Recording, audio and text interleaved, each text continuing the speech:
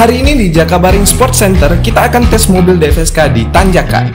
Dimulai dari tanpa penumpang hingga full penumpang. Kita akan buktikan kalau DFSK nggak bisa nanjak itu cuma hoax. Saksikan terus videonya. Oke, halo sahabat DFSK. Kali ini kita udah berada di lapangan Jakabaring ya. Kita mau tes mobil e-auto ini untuk menanjak. Karena mitosnya banyak yang bilang bahwa nggak kuat nanjak. Gimana tuh tanggapannya Kak Puja?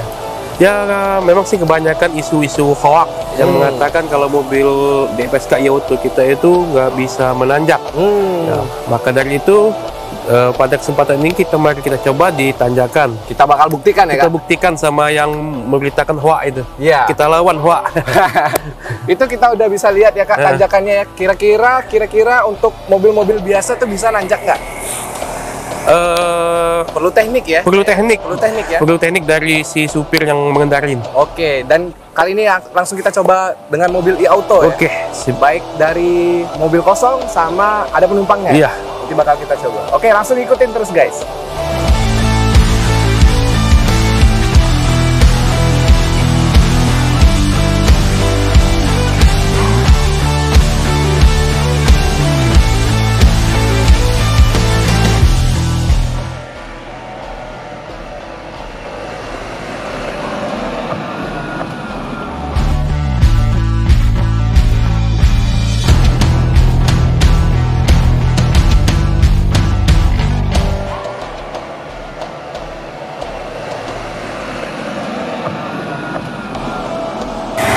Oke Sobat DFSK, tadi kita udah buktiin sendiri ya bahwa si e-auto ini bisa menanjak tanjakan yang bahkan tinggi gitu ya.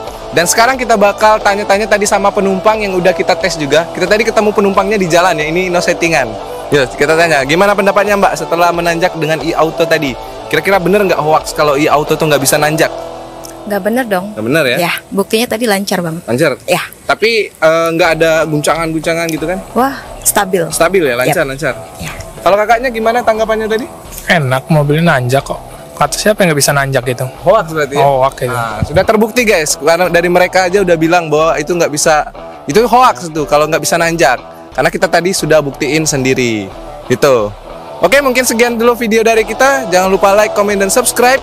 Dan sharing ke teman-teman kalian semua yang bilang bahwa DFSK nggak bisa nanjak. Lawan hoax.